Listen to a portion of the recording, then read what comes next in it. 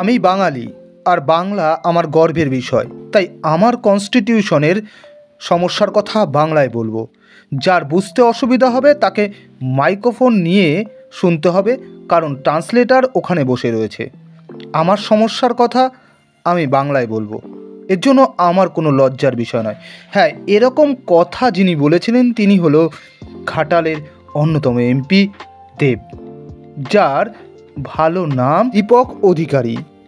পশ্চিমবঙ্গের অন্যতম জনপ্রিয় নায়ক, যার সিনেমা মানেই জনপ্রিয়তার চরমে।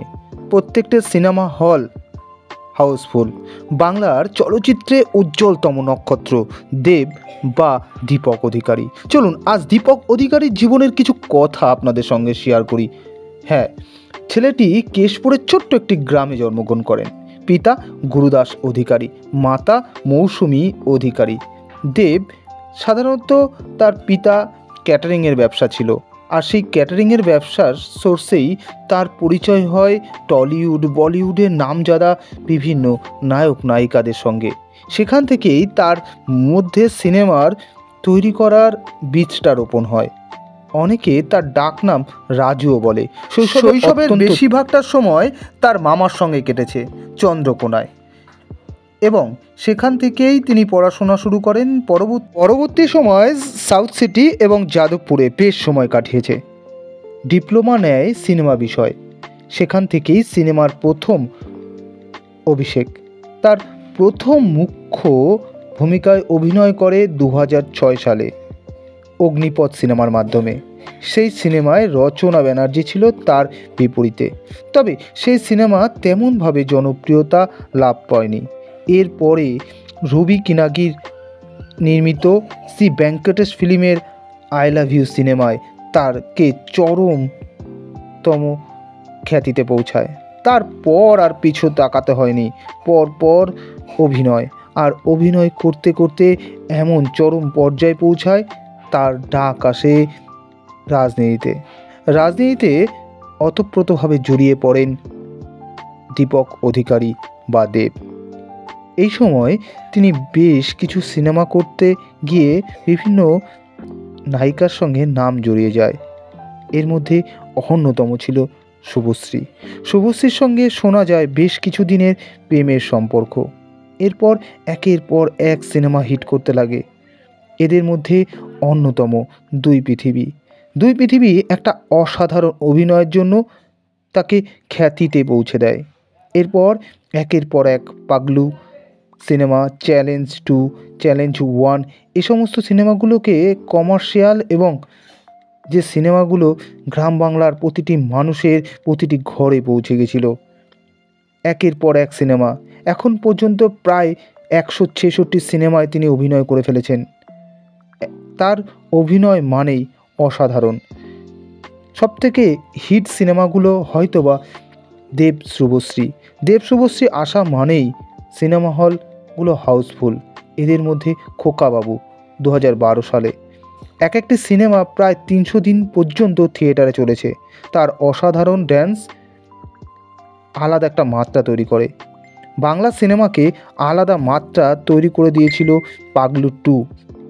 এই পাগলু 2তে অসাধারণ নাচ শুধু বাংলা নয়, বাংলা থেকে বেরিয়ে বিহার, দিল্লি, ছত্তিশগড়, মধ্যপ্রদেশ বিভিন্ন জায়গায় মুক্তি পায় এবং চরম জনপ্রিয়তায় পৌঁছায়। তবে শুধুমাত্র এই সিনেমা নয়, একটি কমার্শিয়াল সিনেমায় তিনি দক্ষতা চরমে পৌঁছে দিয়েছিল। এদের মধ্যে চাঁদের পাহাড় অন্যতম সিনেমা, যেখানে দেবকে অন্যতম মাত্রায় পৌঁছে দিয়েছিল। এছাড়াও প্রজাপতি, একের পর এক সিনেমা জগতে অন্যতম দক্ষতার সঙ্গে সঙ্গেও তিনি দেশ বা রাজ্যের জন্য অন্যতম একজন কারিগর। তিনি রাজনীতিতে প্রথম পদক্ষেপ গ্রহণ করেছিল 2014 লোকসভা নির্বাচনে। ঘাটালের প্রতিদ্বন্দ্বী করেন তারই জ্যাঠার বিরুদ্ধে, বিপুল ভোটে জয়লাভ করে। কেশপুরে সেই ভোট কেন্দ্রে প্রায় 1,16,860টি ভোট পেয়ে জয়লাভ করেছিলেন তিনি, এবং প্রতিজ্ঞাবদ্ধ হয়েছিলেন ঘাটালের জন্য কিছু কাজ করবেন। সেই মতন তিনি লোকসভায় গিয়ে ঘাটাল মাস্টার প্ল্যানের সম্বন্ধে বাংলায় বক্তব্য রেখেছিলেন। এ নজির খুব কমই আছেন দেব এমন একজন মানুষ যিনি বলেছিলেন যে আমি আমার কনস্টিটিউশনের জন্য বক্তব্য রাখছি, সেটা আমার কনস্টিটিউশনের মানুষ প্রত্যেকটি বোঝা উচিত, তার জন্যই আমি বাংলায় রেখেছি। এ নজির খুব কম এবং দেব চেষ্টা করে তার কনস্টিটিউশনের প্রতিটি মানুষ যাতে ভালো থাকে। তাই তো ঘাটালের প্রতিবারই বন্যা হলে প্রথম যাকে দেখতে পাওয়া যায় তিনি দেব। ব্যস্ততম জীবন ছেড়েও তিনি মানুষের পাশে এসে দাঁড়ান। এত ব্যস্ততম জীবনযাপনের মধ্যে দিয়েও ঘাটালের প্রত্যেকটি মানুষকে আপন করে নিয়েছেন। শুধুমাত্র সিনেমা নয়, ইনি পরিচালন এবং রিয়েলিটি শোর অ্যাঙ্কার হিসাবেও কাজ করেছেন, সেখানেও তিনি ভালো দক্ষতা রেখেছেন। মিঠুন চক্রবর্তীর সঙ্গে একটি রিয়েলিটি শোতে দেখা যায় আমাদের প্রিয় দেবকে। এছাড়াও দেবের সঙ্গে মিঠুন চক্রবর্তীর অসাধারণ একটি কেমিস্ট্রি রয়েছে প্রজাপতি সিনেমায়।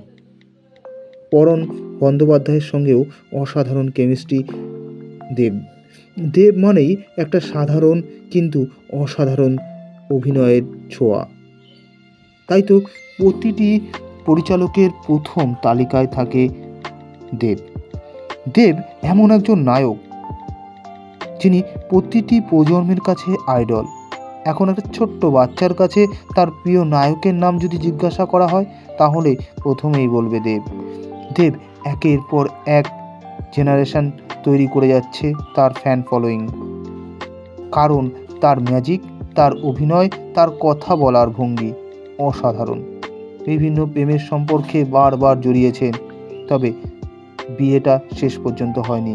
এখন রুক্মিণীর সঙ্গে চুটিয়ে প্রেম করছেন, হয়তোবা খুব তাড়াতাড়ি তাদের 4 হাত এক হবে। ভালো থাকবেন দেব, আর ভালো রাখবেন বাঙালি এবং বাঙালির প্রত্যেকটি মানুষকে। আপনার প্রতিটি অভিনয়ে আমরা মুগ্ধ, আমরা অবাক হয়ে তাকিয়ে থাকি আপনার নতুন সিনেমার জন্য। আপনি সারা ভারতবর্ষ তো অবশ্যই, সারা বাংলার কাছে একটা আইডল। যেখানে বলিউড একচ্ছত্র দাপট চালাচ্ছে, সেখানে টলিউডের একচ্ছত্র দাপট আপনার হাতে। আপনার হাতে বাংলা সিনেমা জগৎ নির্ভরশীল। আপনি যেভাবে ভেঙে গুঁড়িয়ে নিজেকে প্রতিষ্ঠা করছেন, তার জন্য আমরা আপনাকে স্যালুট জানাই। স্যালুট জানায় পুরো বাংলা ইন্ডাস্ট্রি। আপনি ভালো থাকবেন, সুস্থ থাকবেন, আর আমাদের মজার মজার সিনেমা দেবেন।